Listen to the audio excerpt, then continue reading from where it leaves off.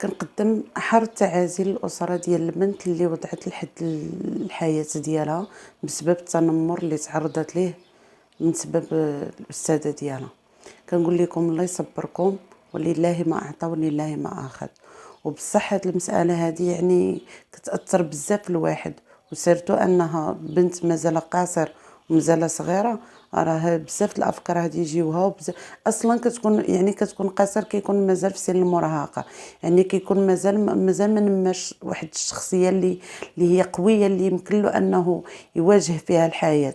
فما بالك انك تواجه واحد الانسان اللي جالس كيتنمر عليك؟ راه صعيبه بزاف وصعيبه بزاف. راه نقول لكم الله يرحمها ولا يغفر ليها، هادشي اللي غادي نقوله. اما بالنسبه للاساتذه، راه كاينين اساتذه زعما الصراحه كيتحطوا على الجرح تيبره.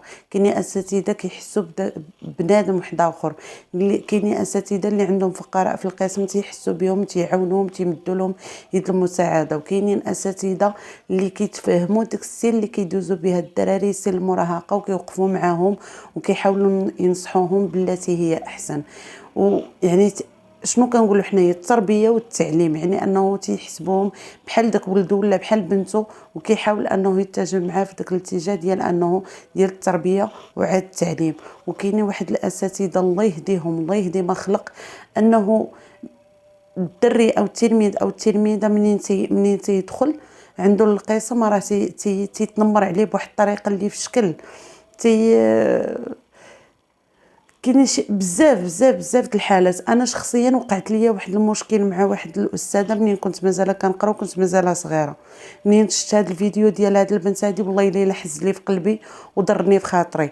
انا منين دخلت للمدرسه كانت ديك الساعه البرد والشتاء، كنا ديك الساعات كان الوالد ديالي متوفي، الوالده كتقاتل مع الزمان، ما عندناش، كانوا الناس كلهم هكا المغاربه، مره كتكون عندك ومره ما تكونش عندك. ما كانش عندنا واحد الماده اللي بزاف، وسيرتو كنا انا وخوتي كنا كنقراو في المدرسه. الام ديالي الله بدات كتقاتل مع الزمان وكتقاتل مع الوقت. وسيرتو منين مات الوالد ديالي الله يرحمه، كانت مسكينه ما كتعرفش تحسب حتى الفلوس، بقوت اللي كان مخليها غير في الدار وما كتخرجش كاع.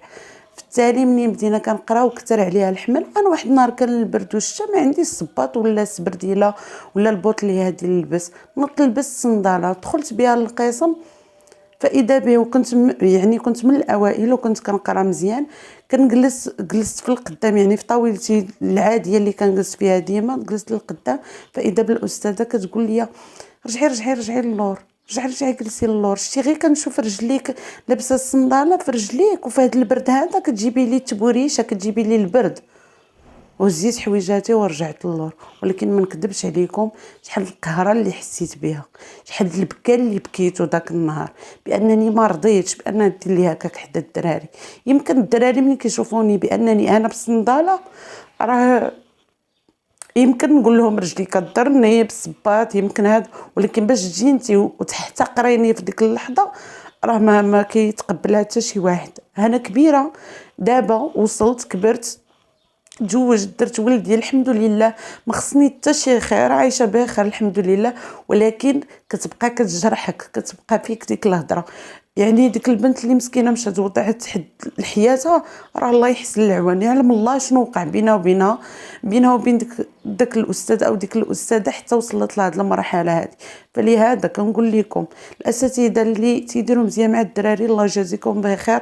راه زعما راكم تديروا اكثر من اللي عليكم.